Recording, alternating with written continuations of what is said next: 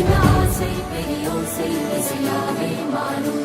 மந்திரம் ரெண்டும் சேரும் ஒரு புதிய பருவம் பாடும். சின்ன ஆசை பெரியோசை இசையாகும். இந்த திருமண கொண்டாட்டம் நம் புது